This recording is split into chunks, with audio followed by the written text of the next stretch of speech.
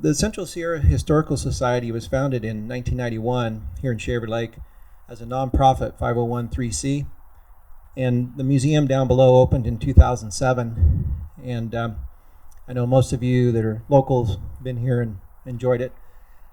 Our mission is to enrich the cultural and educational experiences of visitors to the Sierra Nevada mountains by deepening their understanding of the human and the natural history of this area.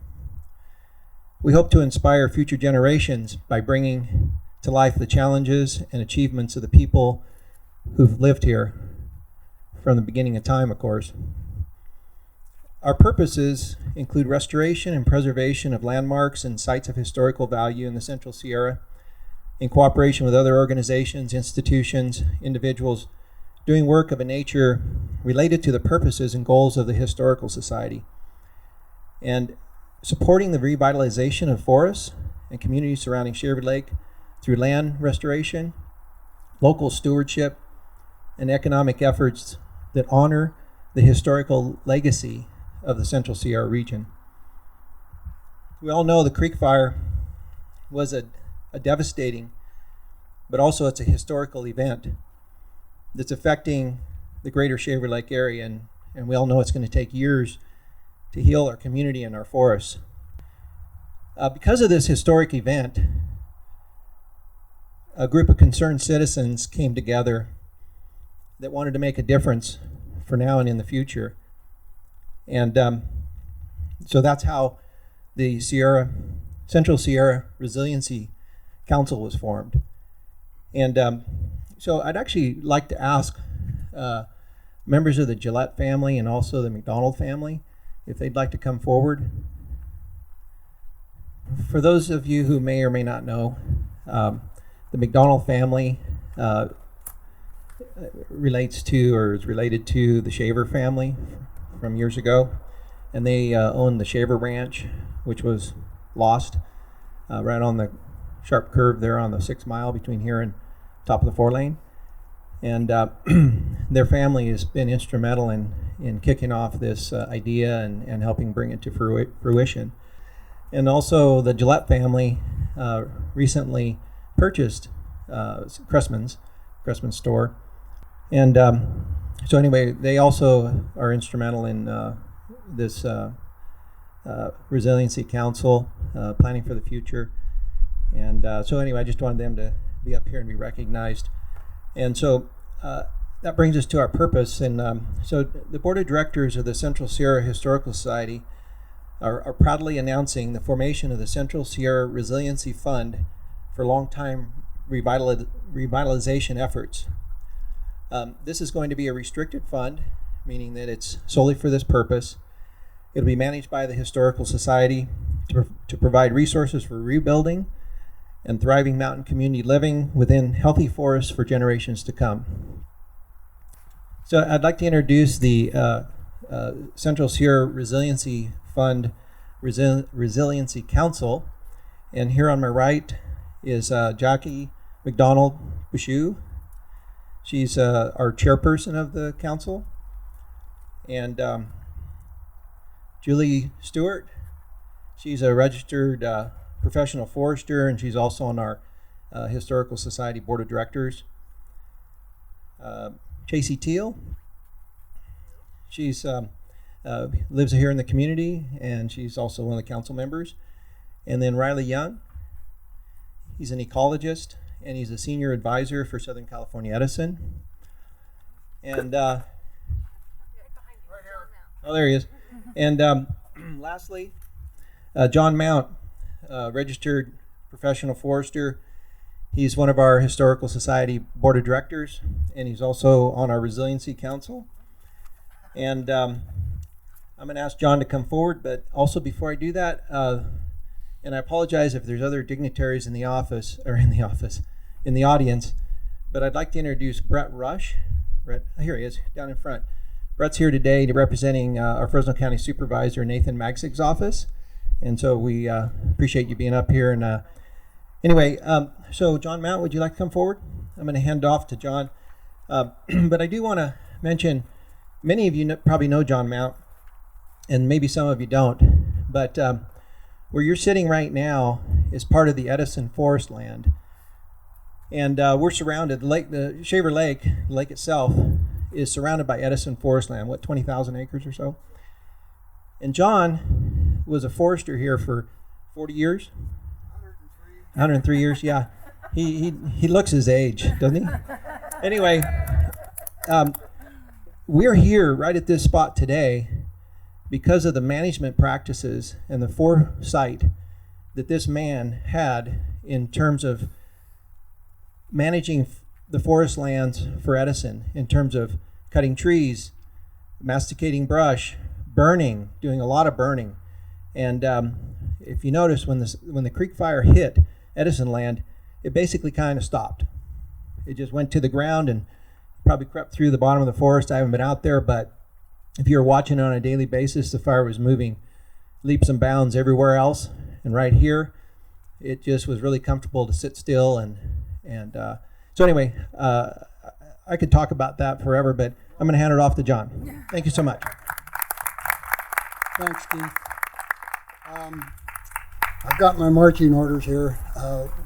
The first thing I'm supposed to do is give you some encouragement. And I don't think I need to tell this crowd any encouragement. You guys, like so many communities, are coming together.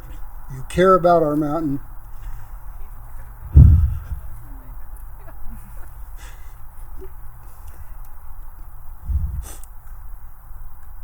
I am, for obvious reasons, very emotional about this. This is my forest. Anyway, my first experience with this kind of a fire was in Santa Barbara in 1964. And I had the unfortunate experience to be in Montecito the night that it burnt down for the first time. And I saw what happened to a community where, pretty expensive houses, hundreds of them just burnt down, and it bounced back, it came back, and unfortunately then it got in the way of another fire. And that's kind of a message that we, this organization, wants to talk about. We're not interested in just the return to our homes, which is very important, but we're talking about the long-term survivability of our beautiful community. So that's really the number one reason that I'm involved with it. I apologize, but I just get emotional. I'm also supposed to, there's one introduction I want to make is Tom McClintock's office wanted to be here. Tom wanted to be here. They're very supportive. They are awful busy. They have other fires in their district, but they're fully supportive. Tom has been very active in forest management. He's got bills on the floor that he's sponsored to try and solve the problems that created the creek fire. And he's also signatory and pushing very hard for the approval of disasters so we can get FEMA dollars. So I just wanted to pass that along that Tom McClintock would like to have been here and is working for us right now. I'm also supposed to introduce these young folks right here. Would you stand up? And they're the 4-H from Ridgetop? Sierra 4-H. Great. And are you going to plant trees today? Yes. Great. Fantastic. Thank you very much.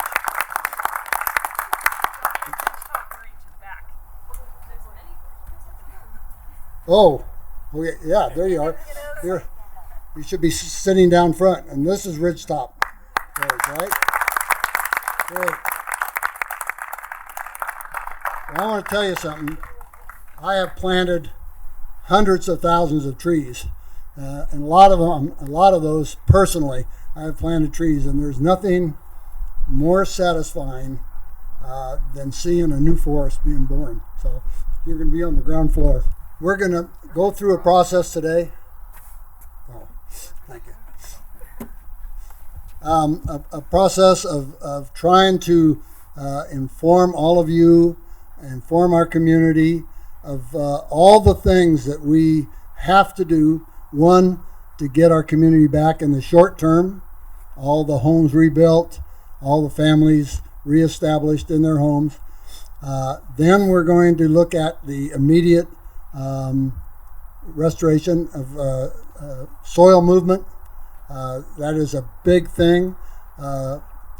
Fresno County, Fresno County, for the first time that I've worked with Fresno County, has been way ahead of the curve in California. First, with the insect, the bark beetle, Fresno County jumped up mainly because of Nathan Magzig,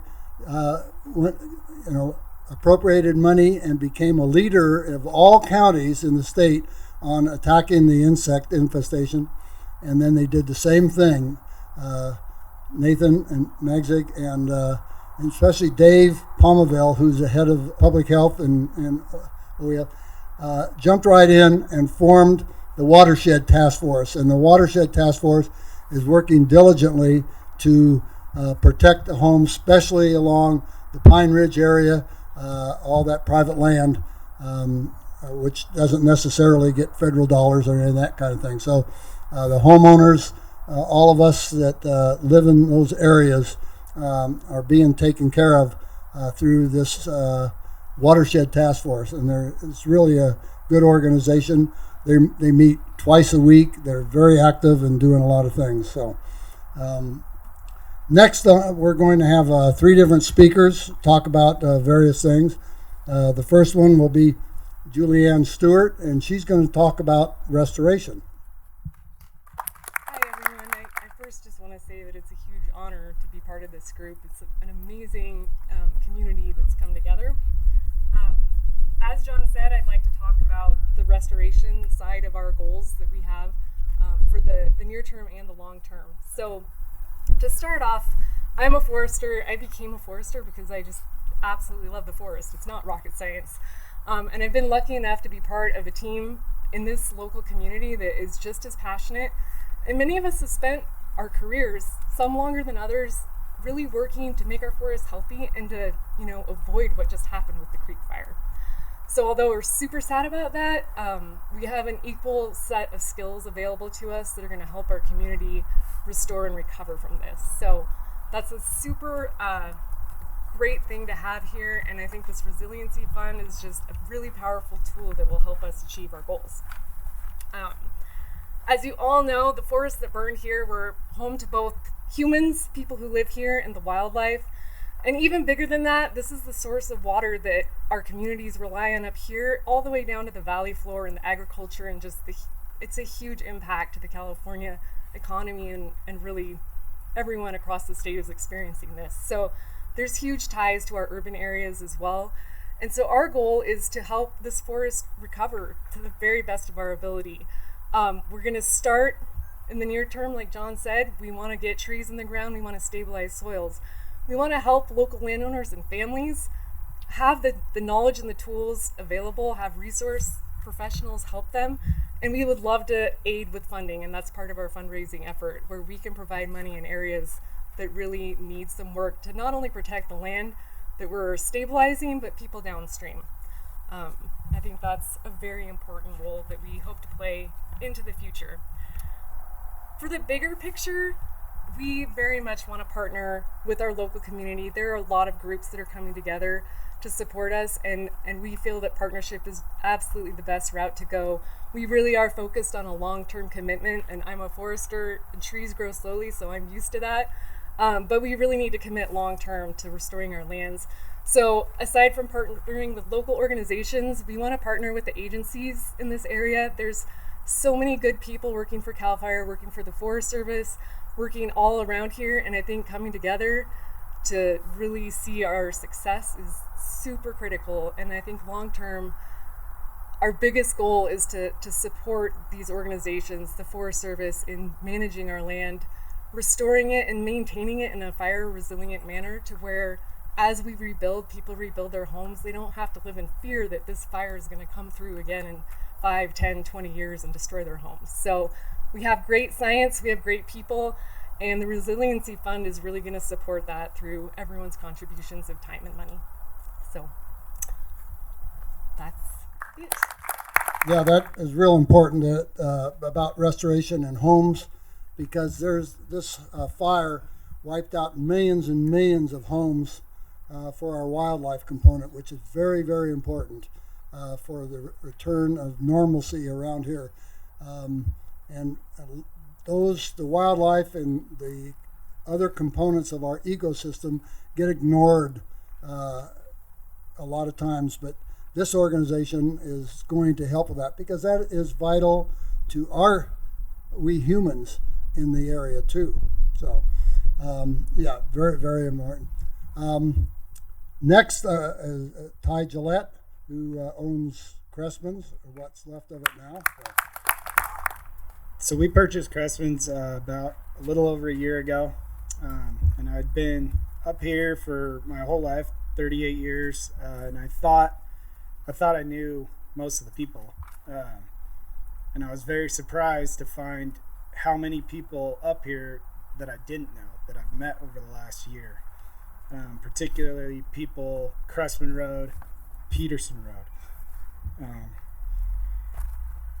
Cressman's is kind of a rare business where we're lucky enough to be about 50-50 between tourists and campers and locals. So we have a lot of local people that come in every single day, and makes for a really strong community.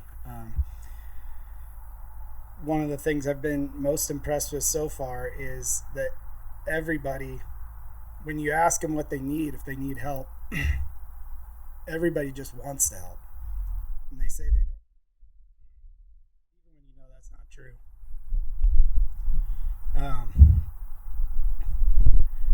Everybody's got a lot of hope and a lot of energy that they're ready to put into this thing, and they need to see some momentum. They need to see some stuff happen fast, and that's what this is all about, is to get everybody going and get everything moving in the right direction. Cressman's employs 16 local people, several of which lost their homes too. So I want to do everything I can to get it going and get this thing back to something that functions sooner rather than later.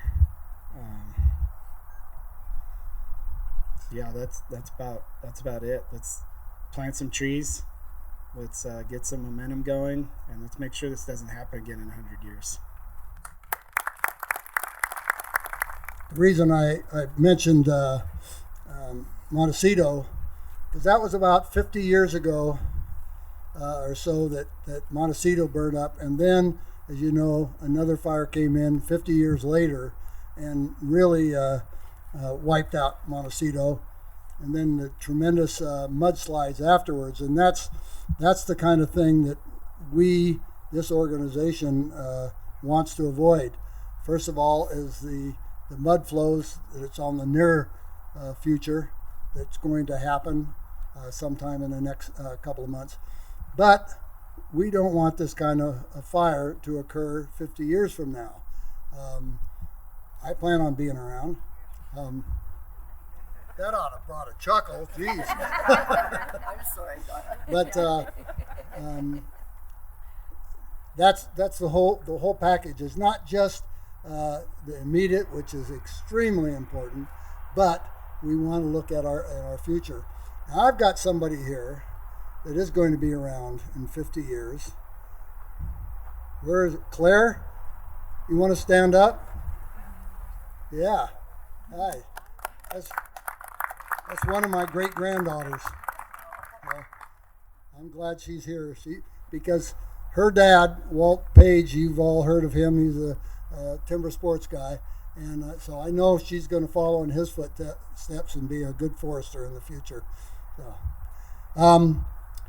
next is the stewardship we're going to talk about, and Jackie Pashu will talk about stewardship, right? Since my parents are here, my dad feels strongly that everyone knows I'm Jackie McDonald Pashu. That's for you, Dad. So We've heard from 3 speakers that are talking about the 3 values of our Central Sierra Resiliency Fund. The first, Julie spoke of, was restoration. The second, Ty spoke of, is our community. And the last is stewardship. And I've been asked to speak about stewardship. Just all of us as a community experiencing and processing the creek fire and its devastation has shown me, in a way I've never seen before, what stewardship means. Because I've seen people who have been deeply affected by this fire, who've lost their homes, who've been evacuated, their entire life is in turmoil, and yet they've come together to try to put together this fund because they believe in stewardship of our human, our historic, and our natural resources up here. Stewardship, to me, is a bit of a family tradition. I think our family may have taught that word to me before I could walk. We believe strongly in stewardship. And stewardship for us is a gift that we received, and it's a sacred duty, particularly with this beautiful forest and the natural resources. As was said earlier, our family is a part of the larger Shaver McDonald family, but even larger than that, the C.B. Shaver family that extends beyond us. And C.B. Shaver was someone we hold dear in the family lore as our pioneer ancestor that arrived here in the 1800s with his spirit of enthusiasm and perseverance and courage. And that family story, much of it was housed at the Shaver Ranch, and the Creek Fire wiped out that history in many ways in just seconds. The history that was at Shaver Ranch even before C.B. Shaver's time. So we feel, in our family, we've always felt we steward that land and we still steward that history, and we all do that together as a community. And it's certainly not just our family. This has happened to many families here, and also in other areas in California. But this family tradition of stewardship is something, for us, we feel like maybe even now with this fire, it hasn't come to an end with the fire coming through Shaver Ranch, but maybe it's just begun. And so I really want to highlight today some of the young people that are here. And I know John had you stand up, but could the 4-Hers and Scouts who are able, could you come forward? Because we have 4-Hers and Scouts, and anyone in this same generation, please come up here if you can safely. Because I want to show you what stewardship looks like here. We believe in stewardship to honor the people who've come before us. For me, that personally is my grandfather and my parents who have taught me about this stewardship, but it's these people that we're doing this for. This Central Sierra Resiliency Fund is to ensure the future of this Central Sierra, that we have thriving communities living in healthy forests for generations to come. And these brave kids, if you're in Ridgetop 4-H, will you please just raise your hand? The Ridgetop 4-H group, many of them are here. I don't think all of them are up here now. They were hit hard by this. They live on the ridge top, and many of these kids, if not all of them here, lost their homes. And they're coming today to plant trees because they believe in the hope of this Sierra, and that hope is what we're stewarding. So please join our family in persevering through this and continuing the historical legacy of this special region. Thank you, guys. Let's give them another round of applause. Remember, you're looking at these trees around here. These weren't around 100 years ago. This land had been clear cut, and look at how it's come back, and it's just absolutely beautiful. Don't look over at the burn. Look right around us here. So if you think trees grow slow, well, they do. They have their own time. But you'd be amazed how quickly the trees that these kids, the young folks, are going to plant today, and for the next couple years they'll be planting, as all of us will. I think you all need a little exercise, and planting a tree, like I said, is really a satisfying activity to do, because you know those trees are going to be around for 100+ years. So that's I guess the first session. We're going to break up into about 5 or 6 or 7 different specifics. So we'll get lined out on that by somebody. So anyway, thank you once again very much for coming. Carry the message. We're going to be a very active group, along with other groups that are being formed to help our community. As I said early on, it's just wonderful to be a part of a community that comes together. This community has come together for years and without emergency, and now to see all of you come and rebuild our community is just wonderful. And we're starting today, right? Okay. Well, thank you all for coming.